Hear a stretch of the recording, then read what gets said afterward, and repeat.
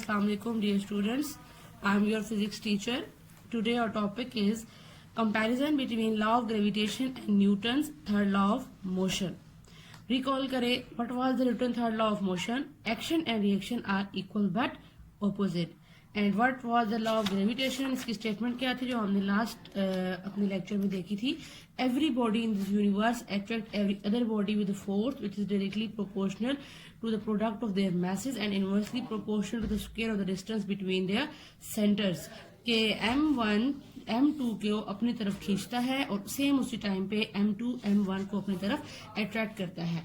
M1 जिस force से M2 को अपनी तरफ खींचता है, फॉर एग्जांपल वो फोर्स कहलाती है F1, और सेम उसी टाइम पे M2 जो M1 को अपनी तरफ अट्रैक्ट करता है with the force which is F2. F1 and F2 are equal but opposite in direction. We can write as F1 is equal to minus F2. This negative sign shows that the two forces are equal in magnitude but not in direction, different in direction. Okay, comparison पे आए. It is to be noted that the mass M1 attract to M2 towards it with the force while M2 attract towards with the force of same magnitude but opposite direction.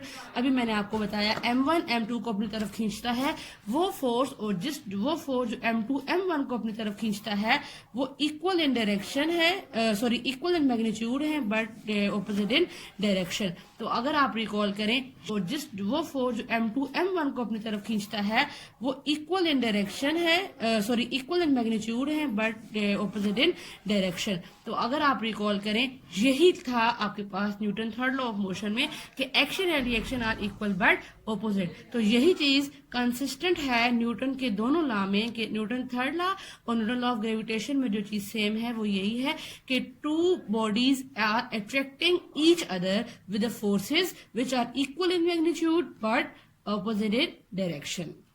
Okay, example 5.1 की statement देखें. First numerical एक example है हमारे पास chapter की.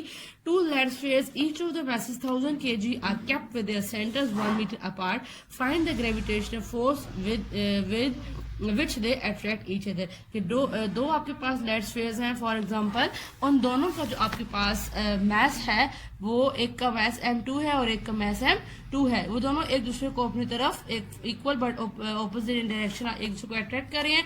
उनके दरमियान distance D है. ओके, आप डेटा पे आ जाएं. मैसेज M1 M2 1000 kg है, डिस्टेंस आपके पास 1 मीटर है और आपने जो फाइंड आउट चीज करनी है the gravitational force between them. What was the formula of gravitational force in mathematical form of gravitational law?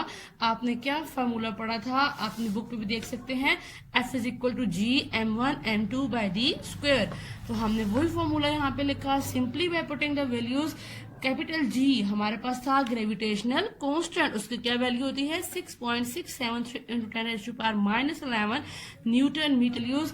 Capital G हमारे पास था ग्रेविटेशनल कांस्टेंट, उसकी क्या वैल्यू होती है 6.673 into 10⁻⁻11 न्यूटन मीटर स्क्वायर पर केजी स्क्वायर. आपने उसकी वैल्यू पुट की. M1 भी 1000 kg था, M2 भी 1000 kg था. यूनिट्स हम कैलकुलेशन में साथ नहीं लिखते कि आप कंफ्यूज हो जाते हैं. और जो D है वो आपके पास उनके दरमियान डिस्टेंस है वो 1 मीटर है, 1 square. You will multiply 6.673 into 10⁻⁻11 into 1000 into 1000. जब आप इन तीनों को वैल्यूज को मल्टीप्लाई करेंगे the answer will be 6.673 into 10⁻⁻5. और न्यूटन हमने साथ क्यों लिखा है, because Newton is a unit of force. किसी किस्म की भी जो फोर्स होती है उसका यूनिट क्या होता है, न्यूटन. आई होप आपको ये न्यूमेरिकल और टॉपिक समझ में आ गया होगा. अगर फिर भी आपको कोई प्रॉब्लम है तो you can ask me. Thank you.